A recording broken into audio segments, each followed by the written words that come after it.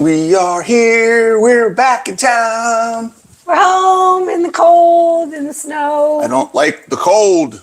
You know it's cold when I'm fully clothed on a live. Not wearing shorts and a sports bra. Are we on YouTube or OnlyFans? Which one? What are we doing here? Stop it. We do not have an OnlyFans. We do not. Okay.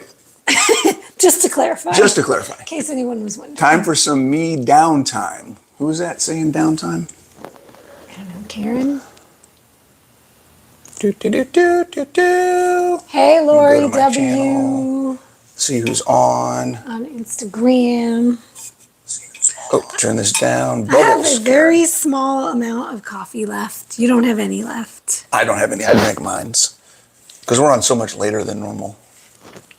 Even though we got up late. I made extra and I brought it with me to church in the car. Okay. So I would have some leftover. Hopefully everybody's doing fantastical. Like I said, we are back from Florida. We are not glad that we're back from Florida.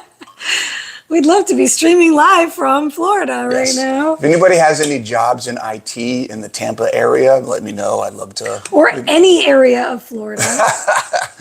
Maybe not south. Not north either. Definitely not north. Further away from Georgia would be nice. Yes.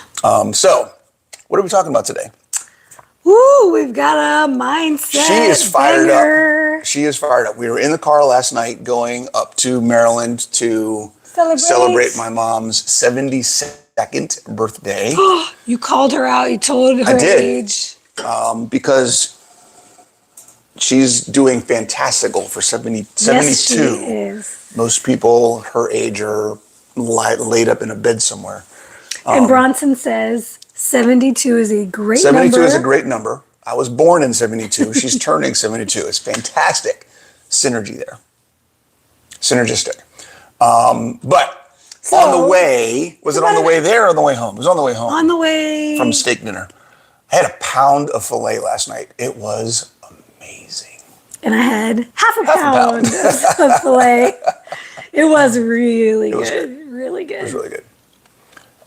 Evelyn said, ready to have our mind blown today. Yeah, boy. It's going to be one of those. Nat was talking. Well, we were talking like, what are we going to cover? Yeah, we weren't like enthusiastic. I wasn't enthusiastic. I had an idea, and she's like, that's not hitting right. Nah. We kind of went back and forth.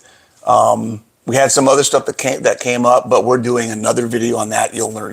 That might be for something. the KBA exclusively. For KBA. If you're in KBA, you'll see what that video is about. If you're not in KBA, join. Sorry. Join KBA so you can be a part of the fun.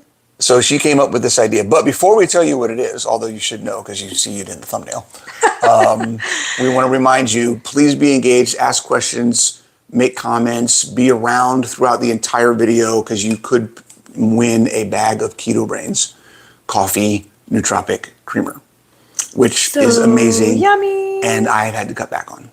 And I have started having again. So you're not having, well, I'm not having as much as you were having. I was having way more than I needed to have.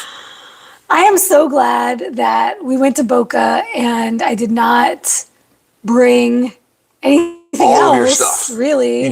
We brought that and you were like, oh my God, why have I was like, why have I not been using this? So I'm back on it, but modest amounts because it does add up when you're on a cut. And Bronson was fat adds up. The fat. And there's some negligible carbs as well. Yeah. The carbs I wasn't worried about. But there's no protein. I'm trying to cut back my fat. It's all fuel. Yeah. I'm trying to cut back my fat intake. Say that 10 times fast. So this was last night at steak dinner. We got decaf for dessert while everybody else was getting desserts. Yep. And I said, oh, I know you're on a cut. You know Bronson's on a cut when he's not putting heavy cream in his coffee. He's serious I'm serious about my cut if it's black coffee. Yes. Yep. Yeah. The steak came with a little blue cheese stuff on the top Gorgonzola of it. Butter. And I wasn't expecting that because we got stuck in traffic. I didn't get to look at the menu. My sister ordered for us. Literally, we came in. We were so late. We came in, we sat down, we were there for like 2 minutes, and then the food showed up. It was like, this is awesome. Great timing. But We're it had both cheese hungry, stuff on the too. top, and I've been trying in this cut, trying not to do dairy. Dairy at all, I was like, yeah. it's just a little bit, whatever, no big deal. And the even cheese, with you're it, getting your protein and fat. right, and even with it, when I put it all in chronometer, I was still under my fat macro Yeah. for the day. So I was like, Crushed the no biggie. protein, though, Crush the protein. with 2 8-ounce If fillets. anybody knows anyone who can just come here and make fillets for me every day to eat, that would be awesome. Preferably sponsor it. So That would, yeah, and pay for all the meat. That'd be great. That'd be even better. Oh boy. So you got fired up. You were like, hey, what about this? This is something that I'm seeing a lot in the group and that I know I've heard over the years numerous times from clients. Yep. Well, it's something that comes up inevitably for all Eventually. people at some stage of their journey. So especially I'll see it in check-ins when people feel that they're not making progress. That was the first thing that we were talking about. We were potentially going to talk about Do you want to address that first as struggles a with the foundation? scale. Yeah. Because that's where the idea came from. Right. The idea came from the fact that it has been a theme lately in the academy, in check-ins when I'm doing feedback. It's been maybe the last 3 weeks running, where the scale or body composition metrics, Some number somewhere right, is messing screwing with with your people's head. heads. Yeah. And he was, of course, digging deeper. Okay, how? Why is that? Why, what is the driving factor that? How is this why does a number impacting mean people? anything? Right. Right. And the example that you were using, which we see all the time, is somebody has an InBody or a Hume or a Renfro or something at home. body composition scale that they use at home every day, Every every day week, or whatever every it may be. And then once out of the blue, they'll go get a DEXA scan. And the DEXA scan says They're 5% they're higher. 5% higher body fat than what their at-home scale has been telling them for the past 6 months. And they freak out. I'm fat. I haven't made any progress. My scale, I need a new scale because it's not all of these things. And then they start feeling discouraged because they feel like I haven't made any progress. I'm doing all of these things. I'm sacrificing all this stuff. I'm giving all of this stuff up. I'm doing all of these extra things and it's not getting me anywhere. Yep. And so starting in this conversation is that first initial perception of progress. Yes. So what they're allowing to determine what means they've made progress or not. We'll talk, I think there's two things. One, the first thing we're going to talk about is only a trap if you're only looking at your weight. When you look at the scale, when you look at a number by itself, when you're not looking at the big picture of all the other things, right? So not just weight, but when you're only looking at a number and you're letting that number be the totality of how you define progress. And this could be body fat percentage, weight. It could be weight, it could be A1C, it could be any blood marker, it could be any particular number you're just squarely, focusing in on and not looking at the way it relates to all the other numbers and all of the other variables. Right. And a common example of this is we see people who are gaining weight, but their clothes are getting bigger. It's like I'm gaining muscle and I'm losing fat, or I'm not losing weight, or that's even more common. I'm not losing weight. Yep. But I need to go buy new clothes. Yep. And they're freaking out. Well, how come the scale's not moving? Oh, who cares? Right. They're getting stronger in the gym. They're getting more capable in what they're capable of doing physically. They're having symptoms improve or go away. And yet, because the scale's not moving, they're stuck. I'm at a plateau. It's all for nothing. Right. Yeah. So with this one scenario that you had brought up in the car, where you're using this whatever scale you have every day, and then you go get a DEXA and it's different. The concept, the thought process, the mindset, I don't even know how you would describe it, that I think we want you to understand is your progress exists whether the number on the other device changes or not.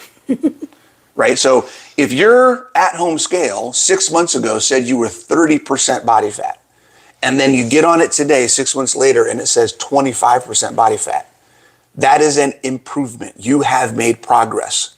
Because you're looking at trends. You're looking at the trend over time. There device. has been a change. It is registering that something is different about you.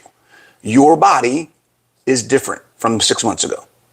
So if I go in today and my at-home scale says 25%, and then I go right over to the DEXA and get in the DEXA the same day and it says 30%, that doesn't mean you've gained 5% body fat in the 30 minutes it took you to drive to the DEXA. It's just a different number. And if you didn't get a DEXA 6 months ago, you have nothing to compare that number to. You shouldn't be comparing it to what you're seeing on a different device every day. But you could assume, because this is how it works, that if you had done a DEXA 6 months ago, it would have said 35% yep. or something like that, right? It would have been higher as well because you've made progress since then. So yeah. It's why I struggle sometimes to recommend that people get a DEXA. I'm much more of the mindset that I don't care what device you're using, that's the only device you use. And if ultimately I don't care if it's accurate, I want to see improvement. That's what I mean, unless you're ultra rich, nobody's going to get a DEXA every week. Right. You're not going to get it frequently enough to where you're really going to be able to use it to determine your progress. Yep. I would say the only reason to do it is if you're a person who's curious about, what is this particular measurement that's supposed to be the gold standard? Do I want to see what that has to say? And can I handle the fact that it's going to be different? Yeah. Yeah. And honestly, if you want to go cheap and go free, use the Navy calculator. Go online, put your height, put your weight, put all that stuff in your age. Well, and that's really what drove this idea was because we've been talking about the Navy calculator online in the academy because there's any online. Because the Navy is based on your measurements. So what happens with a lot of my clients, the measurements are changing, but their at-home bioelectrical impedance scale is not sophisticated or sensitive enough to recognize the changes in body composition only if their weight is not changing. So if you're one of those people whose clothes fit different, you're seeing progress in terms of your strength and performance in the gym, but the scale's not going down, but your measurements are changing. This is why I recommend for a lot of our members monthly to test against the Navy and compare it to your InBody or whatever your home device is. Because it just may not be capturing how sensitive, because a lot of these bioelectrical impedance scales are going to track your body composition with your weight. And if your weight's not changing a lot, your body composition is just going to be fluctuating day to day based on fluid balance, and it's not going to capture what's truly happening with body recomposition. And that's more, I think that's kind of an advanced example of how to evaluate. Yeah. Right? Many people I would recommend just stay with one thing. But if you want to see the difference, now what we're talking about is collecting a different data point because body composition scales aren't going to get your arm size or your waist size or your thigh size. Right. But if you're taking a tape measure and you're measuring those things, that's an additional data point, additional information that you can then apply and say, look, my InBody isn't changing that much, but I lost half an inch on my leg. So that means something is changing. So let's use this formula that the Navy has figured out to see what that would estimate my body composition would be. Yeah. And the truth is, and this is what I keep reiterating to Academy members, it's all estimates. All of it. Even DEXA. DEXA is still not measuring tissue. The only way you could measure tissue is not available to the public, and it's MRIs and muscle biopsies. You're not going to get that while you're alive and breathing. Yeah. So... Unless you want someone to dissect you and take all your different types and put them into different scales now. So stop chasing after the perfectly accurate. Everything is going to be an estimate based off of a formula. But why this spurred this topic, about emotion, about how you're feeling, about how the way you're feeling impacts your decisions and your behaviors is because of the term we hear all the time. I feel defeated. I feel discouraged. I feel disheartened. I feel disheartened, right? All of the, Like, what's the point? Something's taken the wind out of my sails, however you want to describe it. Someone has taken the wind out. Someone, yeah. Someone burst my bubble. So that's what started. He was like, okay, when do you hear people saying they get discouraged the most? From what? What's the it actually started with you talking about this, and I struggle to connect to that. I don't understand that. And she's like, well, have you ever been discouraged? And I'm like, in my journey, no, I haven't been discouraged. And once I made the decision, it was going to happen. I never had a question. It was previously when I was trying to perform, get better at CrossFit, and I kept running into injuries and illness and other things that kept, like, no matter what I did, I couldn't figure out how to get better. Like, I couldn't heal myself. So that was the connection, right? That was where I started making the connection of what this is about. What people are going through in their weight loss. Usually that's the problem, right? Because you identified a problem you were having. You didn't necessarily know yet what the solution was. Right. And that's one of the aspects. If you don't know, it's very hard not to get discouraged when you've tried everything you possibly can. Yep. I don't think that's as much in this conversation, because if you're watching us, you probably know. But this is no. This is, you don't think so? This is it. Ooh, here we go. Here it is. This is going to be a live one, guys. The difference between knowledge, like knowing something. Yeah, that's an aspect. I Right? know where you're going. I know where you're going. So what happens, what you identified it in our Having the conversation information yesterday. and knowing something are different. You might have information that keto, carnivore, low carb can help you get to your goals because of XYZ mechanism, what it's doing in the body. You could be studying all of that. Because it worked for Coach Nat or whatever. Right. But you don't believe it. You're not fully bought in to what you've chosen to do as the solution. The moment you fully buy in is when you stop getting discouraged. And we're going to talk about the difference between discouragement and disheartened, or being discouraged versus being disheartened. How those things are different and why it matters. Because you're not going to never feel disheartened again. Correct. But discouraged impacts your decisions and behaviors of what's about to happen next. Right. Versus disheartened is an emotion that you recognize that you're feeling. And it doesn't have to change the way you behave. That's the key difference there. It's very much similar, corollary to the conversation when you guys have heard us talking about motivation. Motivation, by definition, is, do you want something? If you're motivated, it just means I want something. When you come to us and say, I'm not feeling motivated, you're telling us, I don't want it that bad. I don't know if I want it that bad, right? And discouraged is kind of a similar idea in you're saying something is making me feel like I can't do this. Something is making me feel like I should just stop because it's not worth it. And there's a couple aspects of that I want to call out. Number one, discouragement doesn't come from inside. It is allowed by something affecting you from the outside.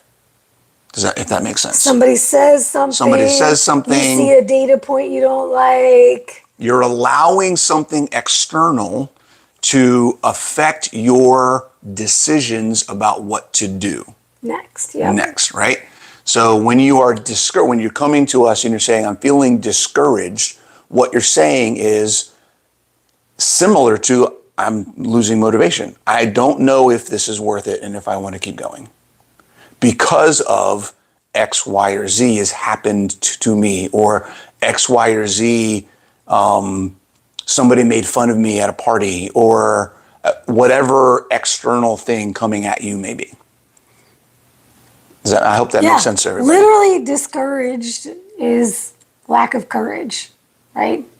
Something has taken the wind out of your sails. You no longer Burst your bubble. feel the courage to do it. You no longer feel the confidence. Let's tell them the definition. And Bronson was like all geeked about this last night because he said, you know what, I think I figured out the difference of discouraged and disheartened. Because even when I looked it up, they use the other as the... Right. If you go to the dictionary and say define discouraged, it uses disheartened. If you go to disheartened, it uses discouraged.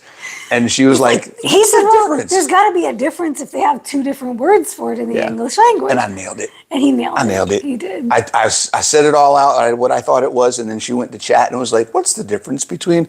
And it said it knew what I said. It said everything that I said. It broke it down. Yep. All right.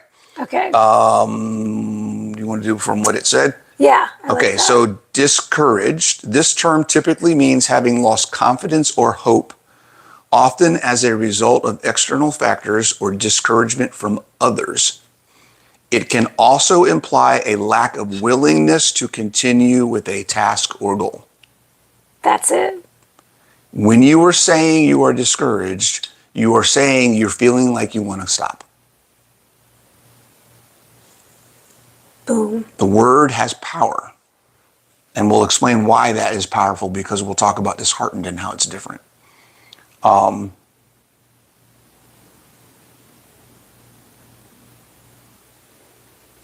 Discouraged is more frequently used in contexts where someone is actively deterred from pursuing an action or goal due to negative feedback or experiences.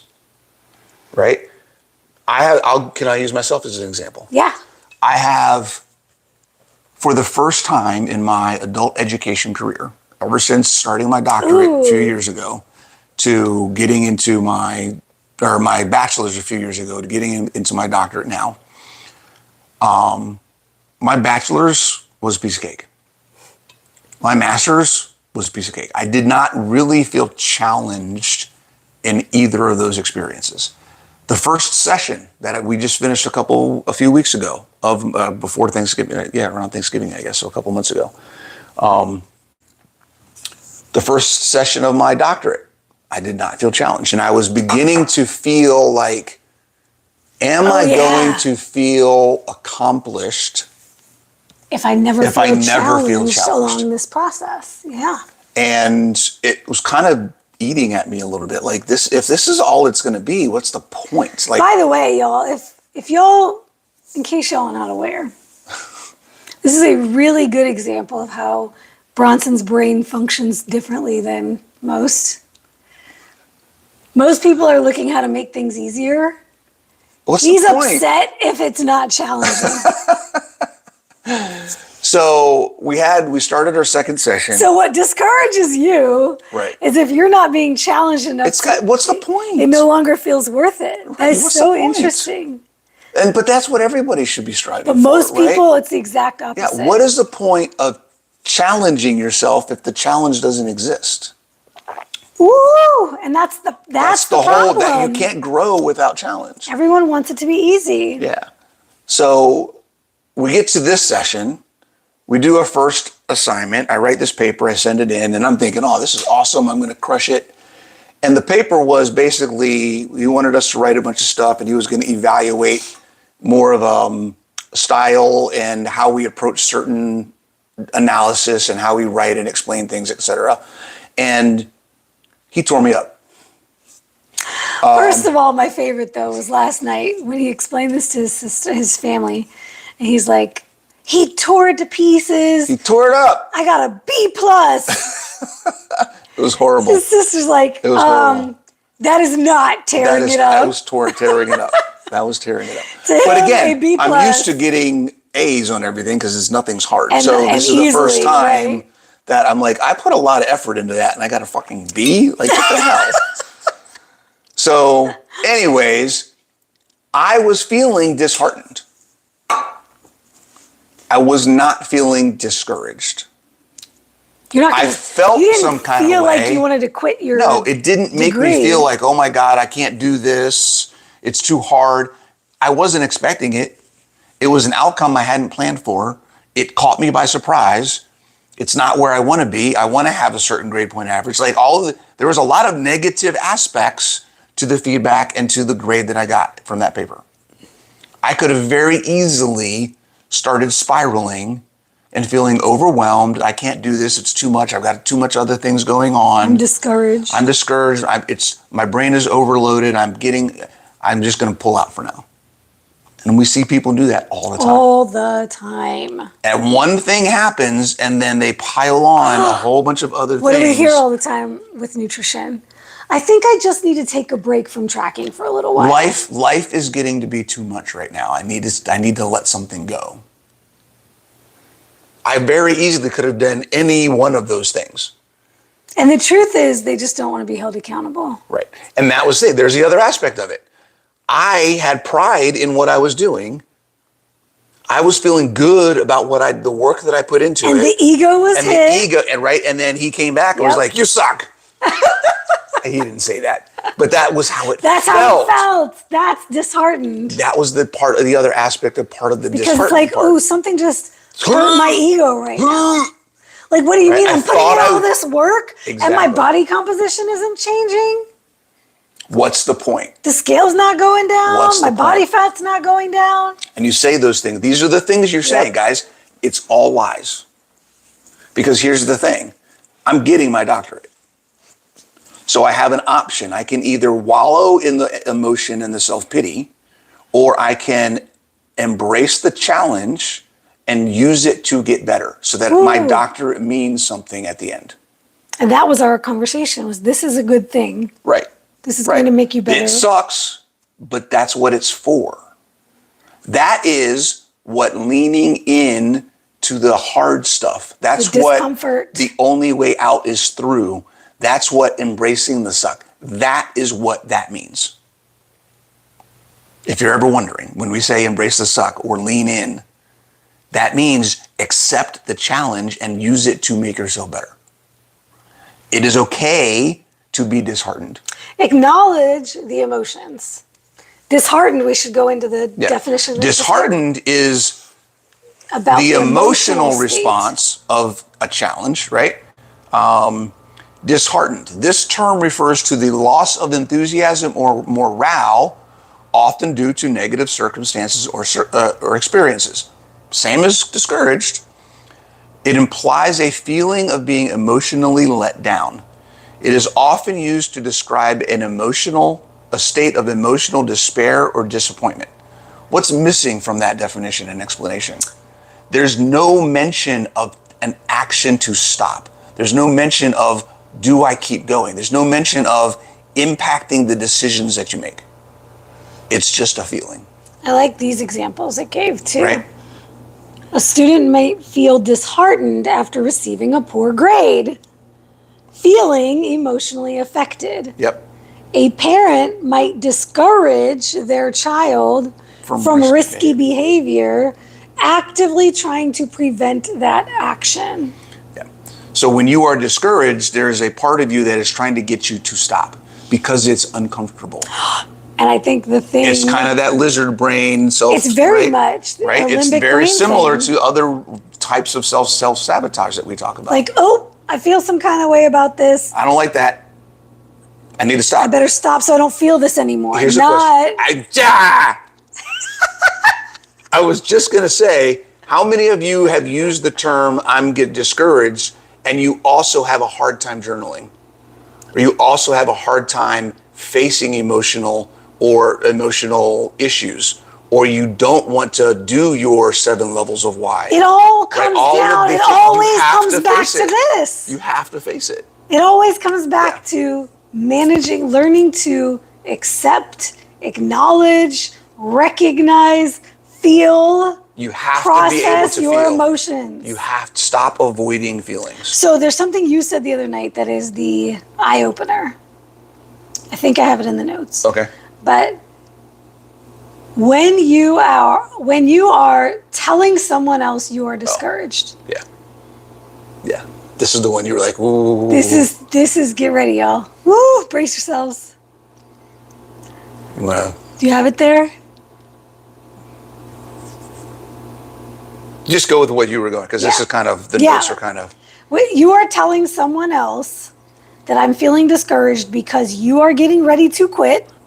Particularly whether it's a friend or group, a community, whatever, but we see this Especially in coaching. We see it when clients are putting stuff in their feedback, they're putting notes to us, so they're communicating with us, or in communities when there's a blanket, I need help, I'm feeling discouraged, and they're looking for that affirmation. You're not looking for support, you're looking for affirmation. It's two different things.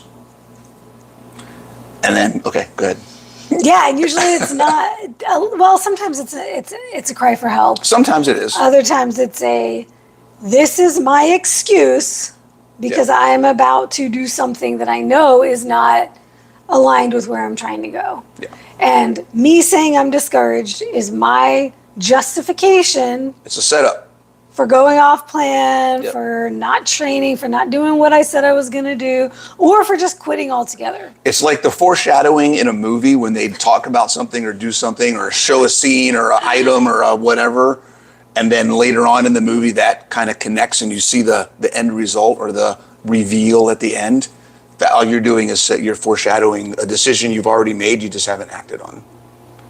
And it's a justification because it makes you feel better for having made that decision. You're trying to soften the blow because you're concerned about what other people are going to think about you quitting.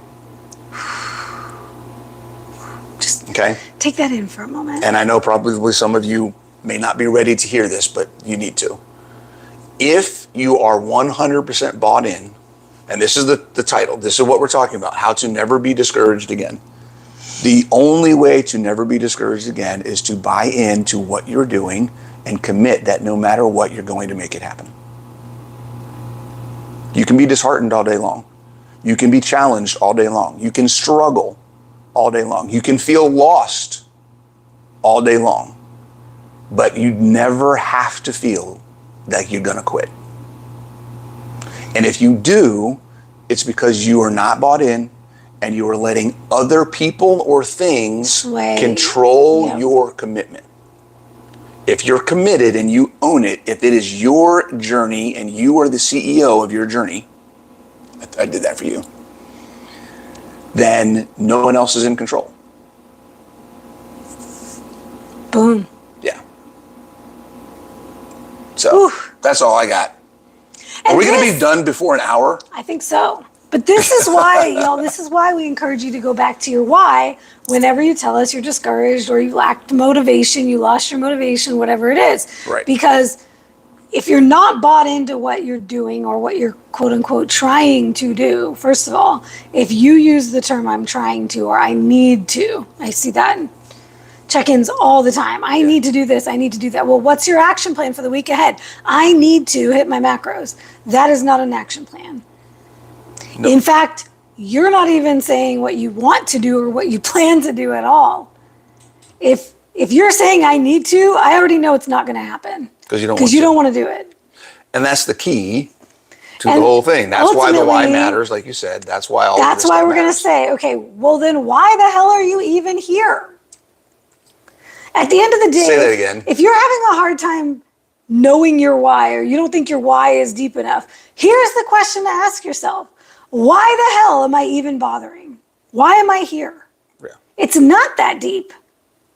If you can't answer, why do I give a crap about macros or training or keto or carnivore or any of it, then you have no reason for doing it. And it doesn't have to be deep.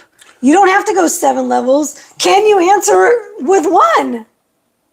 Yeah. Why bother is the question. Why bother? Why am I bothering? Like, why are you even interested in the topic?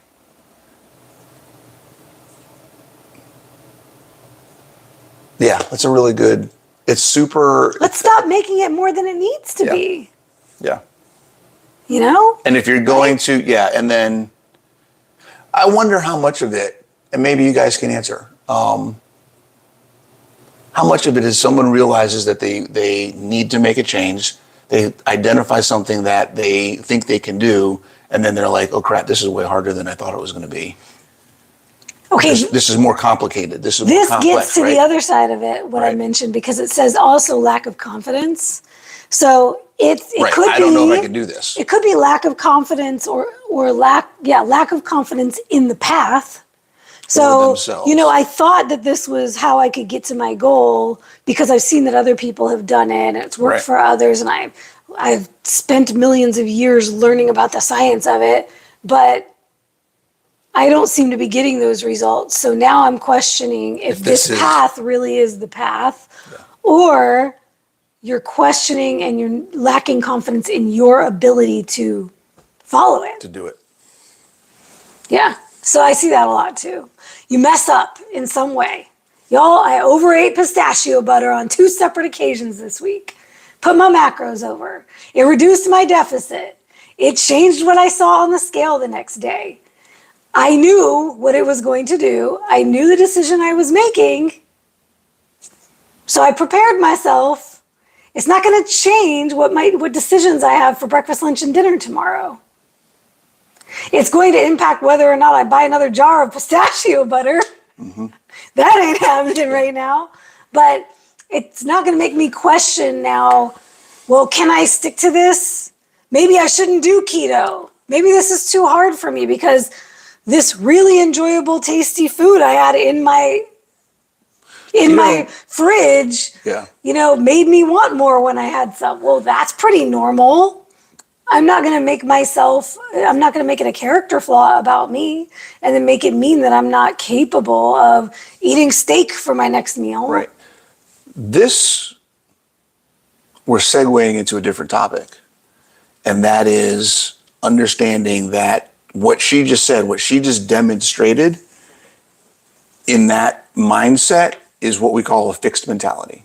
It's either this or nothing. Ooh, the all or nothing. The all or nothing. Well, keto must not be good for me, so I have to do something else.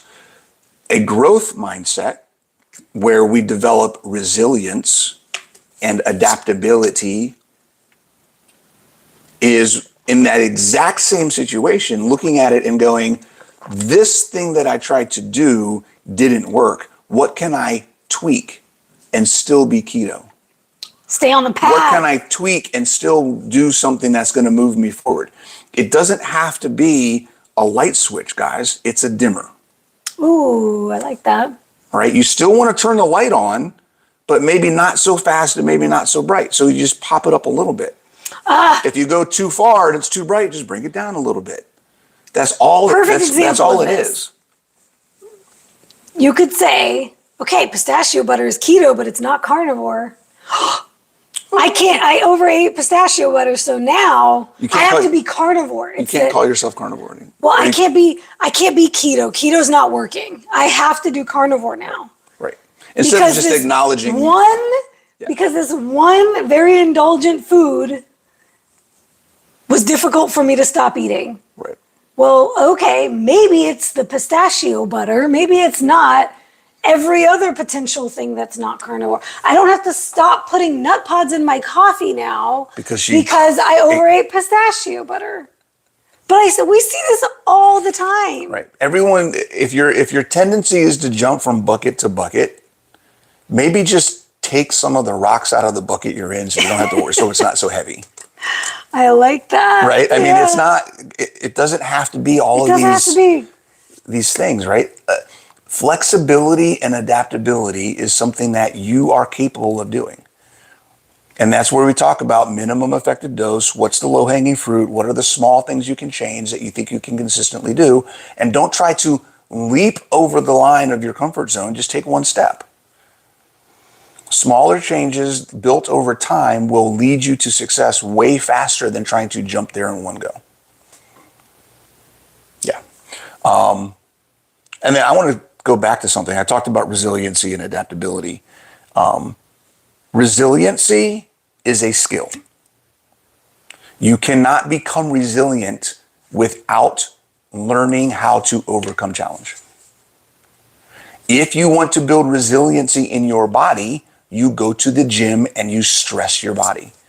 If you want to build resiliency in your mindset, you have to face the challenges that make your mind want to stop. Ooh. Right? So if you are avoiding challenges, if you're easily deterred because something is hard, That's it. then it's just like never going past the 5-pound dumbbells at the gym. You're not going to get anywhere. You're not going to develop. You're not going to grow, and you're always going to be stuck in the same place.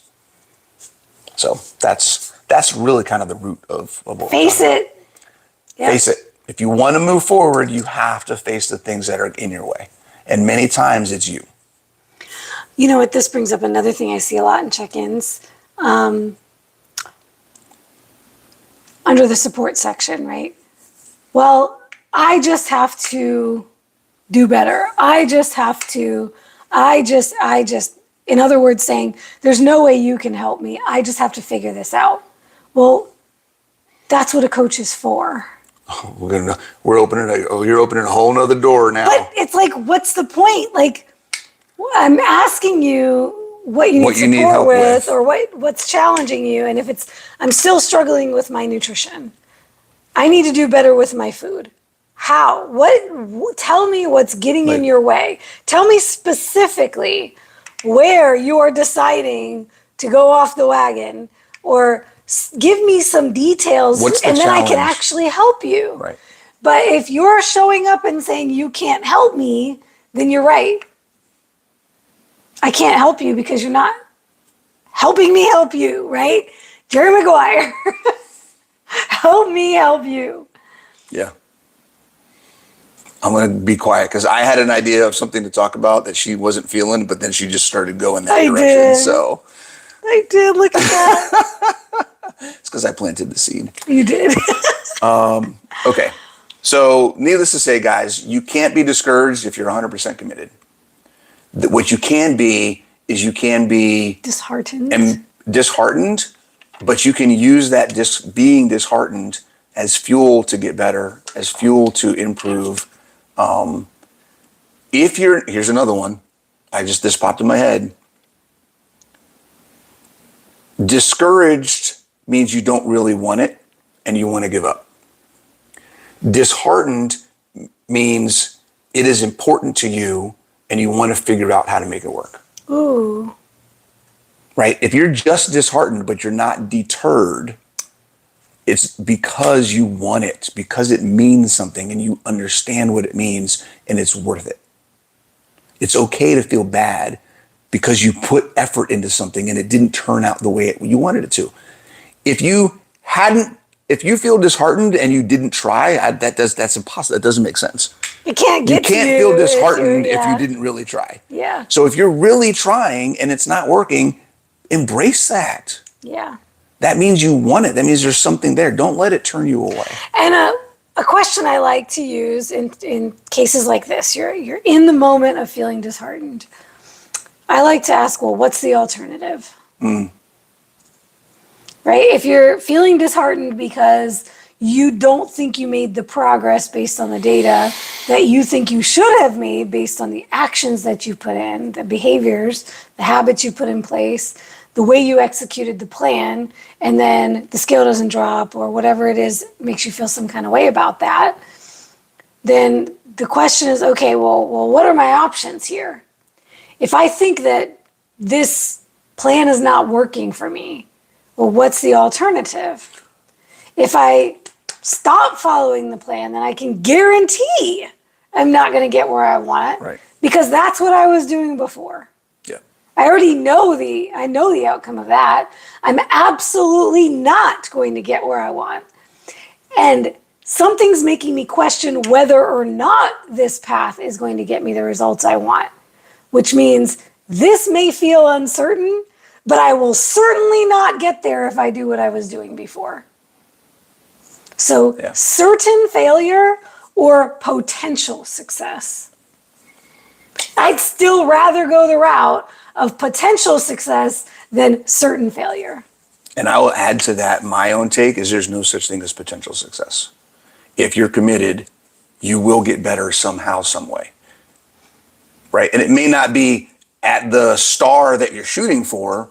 It may be the moon or the lamppost, but And it'll be higher than you are now. That's something that we Right. didn't mention, but a lot of the time you get disheartened because you have expectations that are higher than You're shooting should for the be. stars, guys. you think your If you- results are supposed to be so much better than So they much actually faster. are. And it is. That's always what it is. Because you're expecting too much too soon, and when you don't see that, now you're feeling disheartened. But if you had realistic expectations, you would actually see that you have made progress. You know what? I haven't said this in a long time. When we talk about the expectations piece, the minute you understand, everybody write this down, the minute you understand that your progress does not stop until the day you die, Yes. the minute you will stop stressing about how fast it happens. You have been on this journey. Here's the piece that I haven't said. You have been on this journey since the day you were born. And you will You be are on it just now until you becoming die. engaged in it. You are just now taking an active part and making it as good as possible. The journey has not changed. It's your life. So whether it happens today, 6 months from now, 5 years from now, 10 years from now, doesn't matter. Improving from now till whenever it ends, at whatever rate of improvement you can attain, is all that matters. Stop comparing your rate of improvement to other people. Oof. Number one. That's Number usually two, when you're getting this idea. Exactly. And especially if you're looking at people on the internet, because none of that stuff is real. So look at your own progress. Where have you been? Where are you going? How are you going to get there? And how do you progress? It's going to take the rest of your life. Until you get that, you're just going to feel beat up all the time because you're going to be trying to go faster than reality will let you. And if you're asking yourself, how long do I have to follow this plan before I get there?